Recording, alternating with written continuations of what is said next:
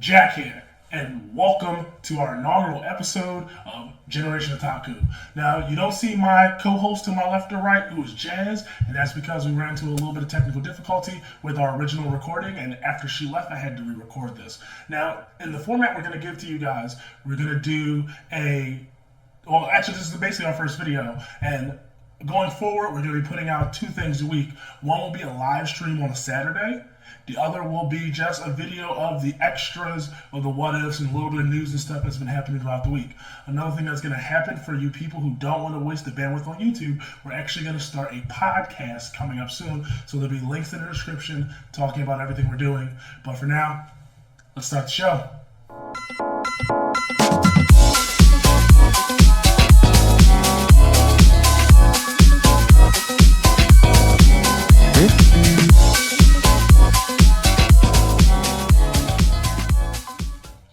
Okay, so now we're going to talk about our personal anime experiences.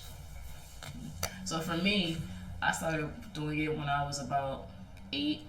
My brother turned me onto it, and at first I was a little skeptical about it at first because I always thought it was kind of weird, and people always seemed very strange about it. But when I finally started watching it, I was actually like, wow, this is really cool. And I was watching things like Avatar and Legend of Korra, things like that, which isn't really considered an anime, but it was all similar on those lines.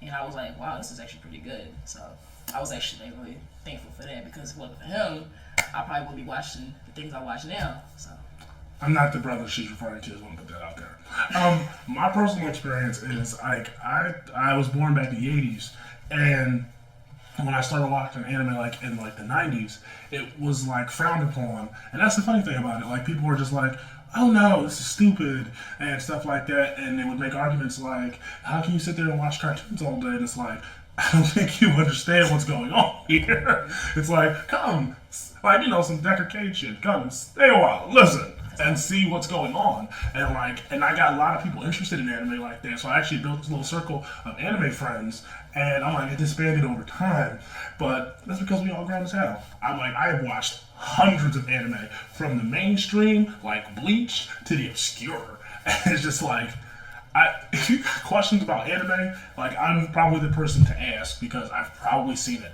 And hilariously enough, for me saying the hundreds I've seen, there's been a bunch of shit I haven't seen. So if you can give us good recommendations and stuff, I'm always down. Hell, I'm about to watch a season of something tonight, and it's 9 o'clock. So now we're going to talk about the first anime we ever watched. Now, first anime I ever watched is something that's not huge in America, which is hilarious. It's huge in Italy, and it has been since it came out in the 70s. It was Lupin the Third, and I can't remember specifically what episode it was, but it was just I saw that, I was like, what is this? People were drawn real weird, tall and gangly, and it was awesome. I personally don't understand what drew me to it, but I saw that and was just like, what is this? And I've never stopped watching ever since. I first started watching Dragon Ball Z. I'm pretty sure everybody can agree on that one. Dragon Ball Z is the bomb. From the Kamehameha, always wanted to do the Kamehameha in the living room, to spirit bombs and stuff like that. And then, of course, my crush was Goku. Out of all of them. What? I have a little schoolgirl crush on Goku because he was Goku so looks buff. weird as shit, though. He's so buff and he's so cute, and the hair is just everything. And he's the most powerful person on the show, so it's that's my personal opinion. So listen. Well, the argument's out of me. I agree. The argument's out of me. So what we're going to talk about now are our top 3 favorite anime, hands down. And we're going to start with Jazz. Number 3, SAO, Sword Art Online. I love that show because I am personally a hopeless romantic. I love my romance, and it has all of that, plus the action packs. All the fight scenes are incredible, and the animation is just on point. Kirito and Asuna, I support them no matter what. He doesn't agree with me, but Kirito and Asuna. No. He loves Shino. No. Team Shino all the way. Listen. Right in the corner. Hashtag Team Shino. Shino's out. Hashtag Kirito and Asuna. Sorry. Something y'all can vote on, because I know I'm winning. Everybody loves Shino. Shino's beast. No. Asuna's cool. Anyway.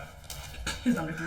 My number 3 is Cowboy Bebop. Now, y'all, it's probably young or middle-aged people, but y'all might not know Cowboy Bebop. Cowboy Bebop came on Toonami Later, Samurai Champloo came on the same thing. And Toonami is a show on Cartoon Network that brings Japanese animation, as they call it, to the American audiences in a way that you can digest. And that was like some of my early experiences with anime. Cowboy Bebop is the shit, man. Basically, it's about a team of bounty hunters that are chasing people throughout the galaxy, basically. And Spike is the man. If you haven't watched that show, take an hour and watch the first couple episodes. I guarantee you'll never stop watching. I've never even heard of that show, by the way. Trust me, old school. Get in it. Number 2 have to be Dragon Ball Z. As I've already stated before, Dragon Ball Z so was mainstream. It's the first ever anime I ever saw, and I can't possibly not put it on my top 3. So I already explained to you why I love that show anyway. I already poured out my love for that show. So my second show is Orimoto. Everybody knows it as Orimio. Now, I'm gonna get like a ton of hate for that, but I don't even fucking care. Orimio is a great fucking show. Now, the reason I like it is because, unfortunately, and I'm saying this with my sister in the room, so fuck you guys in advance. The premise of the show with the brother falling in love with the sister is like the taboo, which seems to be not such a big taboo in anime, but it's weird and it's like high drama, and it's like I watch it to see how far the people will go. A couple other ones, they've taken it all the fucking way, but this shit is like they didn't take it that far. And it was like they had its cute moments, they had its good moments, and it was like you were just like surprised when the shit turned out the way it did. If you haven't seen it, like it's 2 seasons long. Put in the time. Trust me, you'll fucking love it. Okay, my number 1 is RWBY. RWBY is a great show. RWBY, I love that show, and I have a lot of questions, and most definitely it's crazy. RWBY is about 4 girls, and they're like powerful and basically and pretty. Powerful and pretty. Powerful and pretty. So yeah, it's a new age power. Girl power. Girl power. So that's what it's about. I can jam with that. And my number 1, which is going to throw some people for a loop because I know some of you haven't heard of, it's called Air Gear. Now, Air Gear takes a premise that us as little kids have always wanted and have extrapolated upon it like in such a degree. Basically, they invented a way so that you can put motors in skates. And these dudes are in like these cool skating competitions, but it's not a skating competition like you see at the X Games. It's like these fools are out for blood. Okay, it's like Gangs of New York meets roller derby in anime format, and Iki is the fucking man. I have a Kogura Samaro jacket that I will put on one of these episodes, and you guys will fucking know how big of a fan I am of this show. I don't buy anything anime based unless that is my shit. So that's our number 1s. Iki and RWBY. From RWBY and Air Gear. What we're going to talk about now is something that polarizes the anime community, and it is dubbed versus subbed. And me, nah son, I'm a purist. If there is a subbed version, I require that because I'm like, I don't want this to sound bad or anything, but I think a lot of Japanese voice actors, because they don't pick American voice actors for the majority of the actual dub editions. They pick Japanese voice actors that speak English, and I think that's awesome, but it kind of breaks the immersion for me, so I like, it doesn't always make sense, and sometimes they don't always do the best, and I'm like, in their native language, they roll right through that shit. I can read subs and still follow the action a la One Punch Man or some of the other good shit. That shit doesn't bother me at all. I can partly agree with this statement. However, I think it depends solely on the show. It depends on who's cast as the English and or Japanese versions. Whoever does Goku's fucking awesome, bro. Definitely. I think whoever does Goku's English, Dragon Ball Z's English dub is incredible. Also, I think SAO's no, it's actually pretty good. SAO's English dub is pretty good, but I do agree that some dub does not sound all that great. Persona 4 the animation, I'm looking at you. Listen, I love Persona 4 the animation. It's just that dub edition is horrid. I hate when you hear the dub and they sound so energetic and it's not even that big of a deal. It's weird. It's just it feels out of place. So I think subbed is way better for depending on the show. Death Note sub was okay. I like that a little bit. And it's hilarious when I talk about Death Note because my wife is not into anime like that, but she absolutely loves shit like Death Note for some reason. It's like I think I'm also telling you a little bit about like the stuff that my wife likes, because there are going to be people on this show who are not otaku like the rest of us, and that's the whole point. We want people to be able to like express their views, and we want the everyday men or women to give their views as well, because that will provide good discussion, which is what we're trying to have with our live streams. And as we've said previously in the other sections of the video, we want this to be a community discussion. And we are about to give some views that might polarize the RWBY community. And the reason I say this is because she is for something that I am completely against, and there are very valid reasons why both. And we're going to talk about, basically, is the death of Pyranikos. Her death, you can't, listen, if in anime, if the death brings more questions than answers, then it's not 100%. And that's something I always believe, because listen. I'm listening, I'm just there's so many, her death scene was just so off. From the scene, like, I want to ask this question.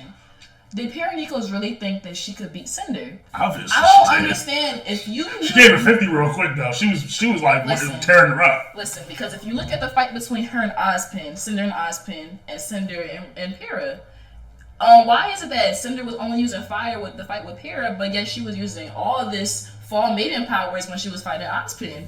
And I'm just like, I mean, that makes perfect. No, I guess it kind of doesn't make sense. Exactly. Okay, you got that one. And that's what I'm saying. I'm just like, why would Pyra risk her life? She knew she wasn't going to win.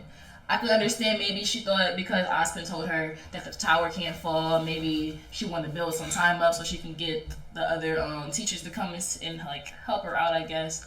I don't give a fuck. Pyra's dead. No, okay. Listen, I'm like, this is the argument that we're having here. And like, me and her sat down and had this argument for hours. Like, is she dead? Isn't she dead? She's dead, and here's why.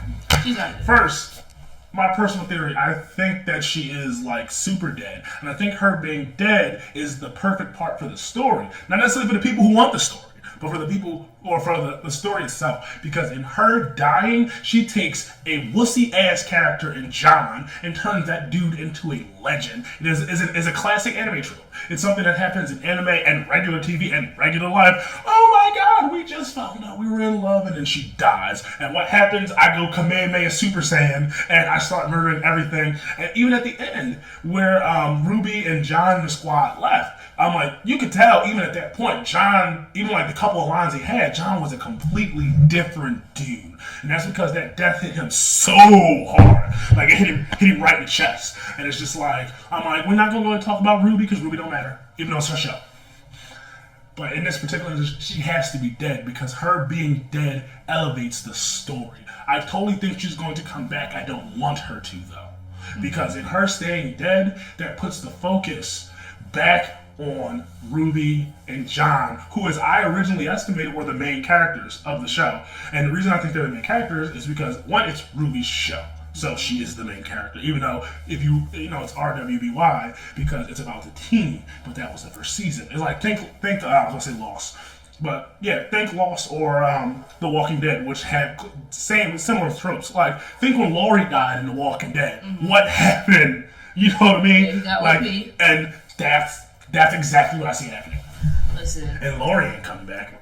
Well, Laurie's a zombie. She's in the zombie's belly, basically. But anyway, back to topic. I agree with what he just said. However, what I don't agree with is the fact that she was basically used to build up John's character. I think, to be honest, that is terrible. That is terrible writing for a character who has so much potential, so much more of a story arc to tell. I think that she's a living Greek tragedy. I think, and then because of that, it makes even more sense for what I'm saying. She is a Greek tragedy. Okay. You know what I mean? Mm-hmm. Tragedies don't end well. So why would it end well for her character? I guess if you can hear it from that point of view, but I do think that story arc was meant to be displayed in that supposed death scene. However, I don't think that is the last we'll see of Pyranikos.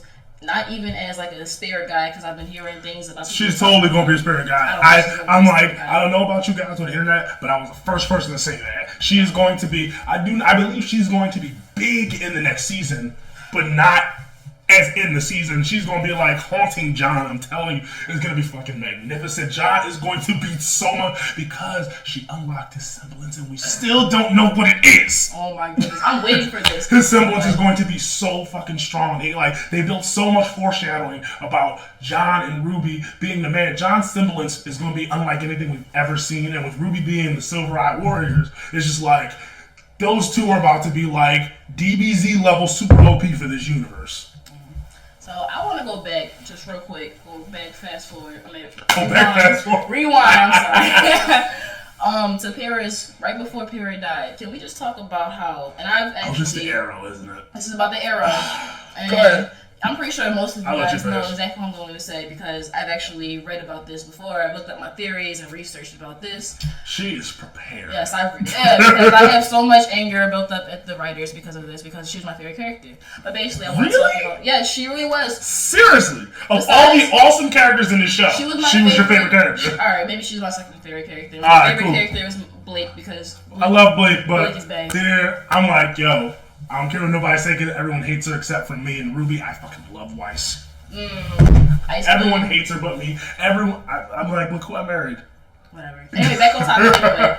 I want to talk about the arrow because can we just talk about how when she shot the arrow, first off, that's some cheating, by the way. I don't care. That's cheating. How the arrow gonna go in and then out? No. And can we talk about how the same method of the arrow is the same method as Pyrrha's dissolving body? Now I'm pretty sure, if I'm not mistaken, I'm making an assertion here. I'm like, because we don't know what everyone's semblance is. Like, what's the assassin kid? I can't think his name with the feats. Mercury. Like Mercury, we have no idea what Mercury's semblance is. We have no idea what John's semblance is. Yeah. I'm like, we have no idea what Cinder's is. I assume it's something fire-based, which makes her having like some sort of teleportation really interesting. Thank you.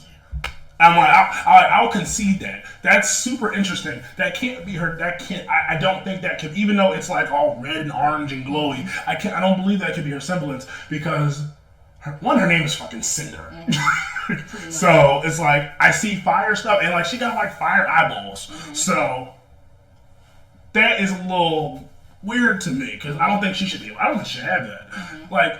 Even if she has, like, false powers, like, where the fuck, Pauline doing shit like that? Where did she get that? You know what I mean? But, back to you. Yeah, and I'm going to talk about how, although she did get shot in the heart, which I don't know. Listen, you die, your heart stops, you die. Listen, I can't defend that. I'm sorry. I was super sad. I don't think that she is going because why would they put so much... Can we talk about how when she asked her, talk about whatever you want do you believe in destiny? Why is it that it was a little pause right in Cinder, and her eyes it was like tears in her eyes.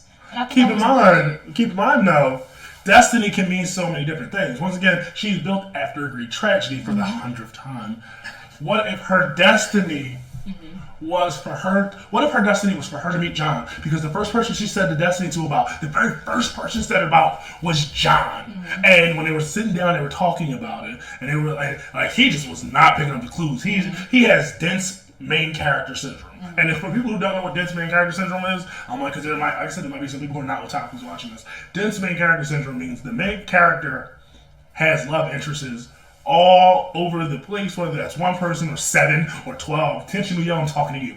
And they just do not understand the advances of the opposite sex. It's so bad that the person basically damn near tell you, like, yes, I fucking love you. And they be like, huh?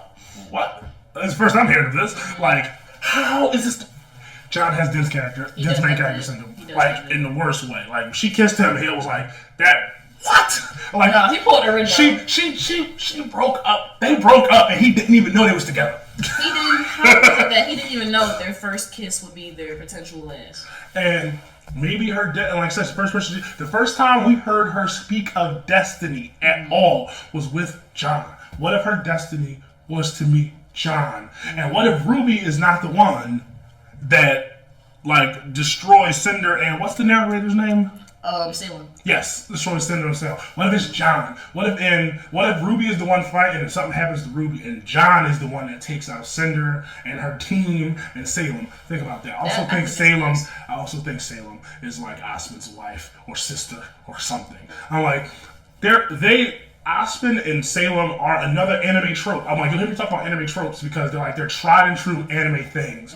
And you gotta watch out for the white haired ones at all times. You always have to watch out for them. And they're both white haired characters.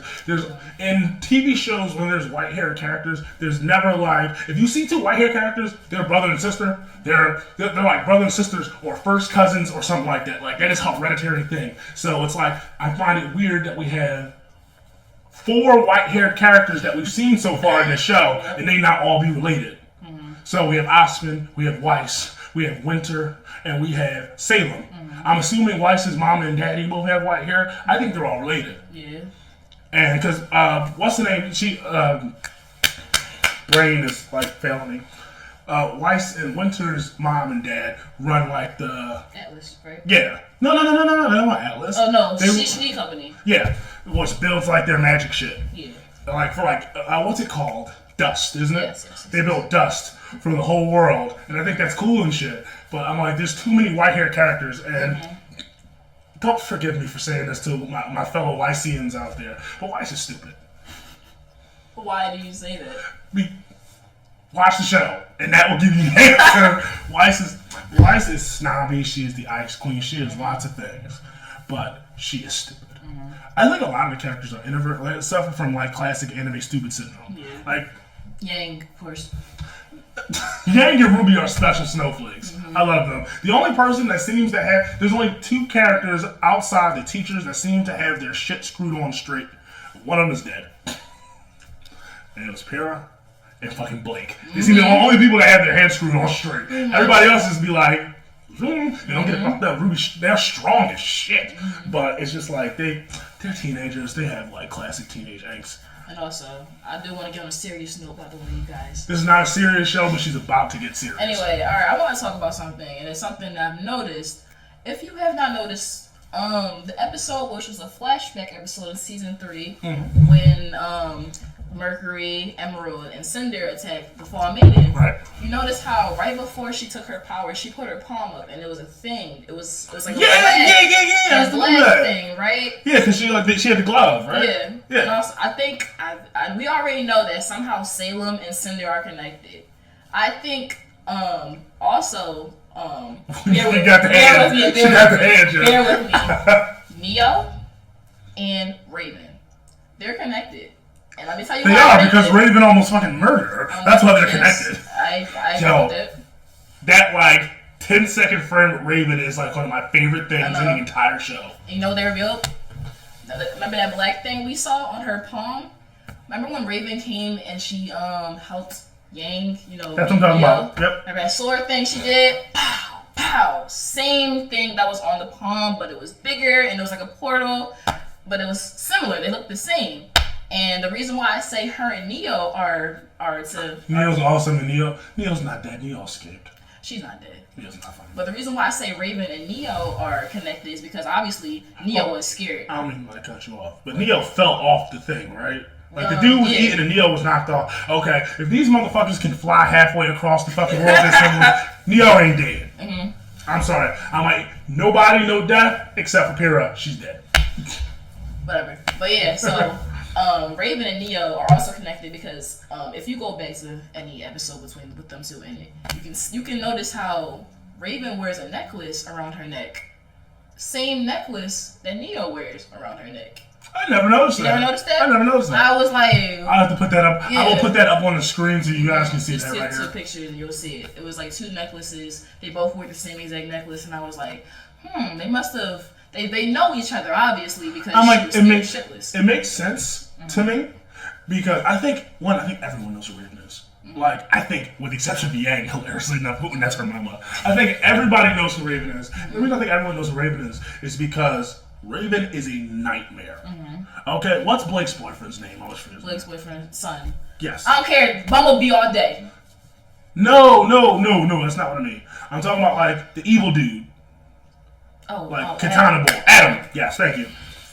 I'm like, it has been speculated all over the internet that because they use, I think it's called the Shoto style of swordplay, where it's quick strikes from a draw. So they hold the jaw and they draw out real quick. I think it's called Shoto. I'm like, if y'all gonna correct me, I don't give a shit. It's something like that. And I'm like, they're the two only people that in the show that actually use that particular style. So a lot of people think that Raven is Adam's like mentor or teacher, because I'm like, that makes perfect sense to me. It does make sense. You know what I mean? I'm like, especially because they both rocking that hard red and black color scheme, like that hard red and black color scheme. Like, I've heard things like people are comparing Adam and Ruby, like they're siblings or something like that. That could be. I'm like, because I'm all real lost on this like family. This family tree is so weird. Because Yang want to be a little fight, getting with both his teammates. But anyway. Wait, what happened? Yeah, Yang was with Ruby's mom, and they were all. God, it's just like, well, who does Raven on purpose? Like, Raven is like legit scary. Like that Raven frightens me, and I'm a grown man's man, and she's a cartoon. Maybe she got corrupted, maybe. You know, it's possible. I'm like, there's so many things rolling around there. I've heard things like Raven is the way Raven went to the White Fang because she didn't agree with like Osman and them, so she left the team. And it's like Ruby go see her mama all the time. Like, but if I am not mistaken, and like someone correct me, because you might even like correct me on this. And that was season 2 that just went off, and in the opening, where they show the picture of the team. That's Rose, right? That's definitely, yeah. Okay, that's Rose. Because Rose, I swear that Rose and Raven are sisters. No. How? That would mean that her brother... Listen to what I'm saying. I swear that Rose and Raven are sisters. I know that sounds ridiculous, but keep in mind, this in family tree and lineage type shit, they keep like letters going. Rose, Ruby, Raven. Just another thing. And if that person in the picture is not Raven and Rose look too much fucking like to not be related. I'm like, you didn't see Raven's face because she had her White Fang mask on, but you can't. If you see the picture of if that is legitimately a picture of Rose, because some people speculated that's Raven because that looks way too much like Raven to not be Raven, but it looks too short. So there's no way they're not related. I'm like, if sisters, cousins, what the fuck ever. There's no way they're not related. I don't know if I can agree with that. I'm like, well, again, I'll put it up on the screen. Y'all make the decision. And I'm like, yeah, anything else, folks? I have a couple. Oh, Team Blake and Team Yang. Yes. Listen, Blake and Yang. This is the only ship I can root for now, because the other one is like I'm like, a mess. how does Ruby show when she ain't got nobody to be with? You know what I hate? Because I was actually on Twitter and I was seeing a lot of people talking about now Paris going. Oh no! Now we can get Ruby and John together. I was just like, no. That's weird because Ruby, I'm like, everyone likes each other in the show, but it was real clear that John liked Weiss, so I don't think Ruby would do that. I don't know, because I actually did see a little something. The very first episode, I was like, oh, they're together a lot. Maybe that's the couple. They had the arm jaw. And I was thinking, wow, maybe that's it could be. I'm like, I don't want that. But then I don't want that. I don't know. The only two people that I could see legitimately being together in the show is Blake and Yang. That's it. Like the other, what's the monkey dude's name? Sun. Thank you. Sun and Blake don't work for me. I'm like, and that's because they're both the Animal Jones, whatever they're called. It doesn't work for me. I was like, I like Sun though. And then we got the scared bull who's afraid of water. I'm like, I don't see him being with nobody. His name Weiss. He was with Weiss. He had a thing with her. Yeah, but I don't see him like being with Neptune, Weiss. that's his name. Yes, thank you. Yeah. Water ball. Yo, they be real on the nose with these names, yo. Like they don't even play. But we have been talking for a long time. So now we come to the part of the video where we ask you guys for your help. What we're doing is we have an email address and a voicemail box set up so that you guys can leave us questions and comments. And like if you guys want to be guests on the show, you guys can come hang with us on Skype. Please. Like we need you. We are a community channel for otakus. So we need your guys' help. And Jazz corrected me on a few things. I keep saying Rose because I always call Ruby's mom Rose. I don't know why I fucking do that because Rose Red sounds perfect to me, but it is summer. So, she's right. I told her with that, fuck that. She's right. So stupid. So, our phone number is going to pop up on the screen in a second. Right over Jazz, I guess. I don't know shit. I'll end it in. And it is 267-225-5622. And like I said, leave us voicemails. That with your questions and your comments. Like we're probably gonna do a video syndication for not just on YouTube, but on a podcast for a podcast as well. We're gonna do a lot with this channel. There's gonna be news within the community. There's gonna be reviews. There's gonna be theories. This is gonna be a great one, and we want to hear from you guys. So the email will pop up above my head. The phone number is up hers. And this is Jack. I'm Jazz. And we will catch you guys next week. Peace.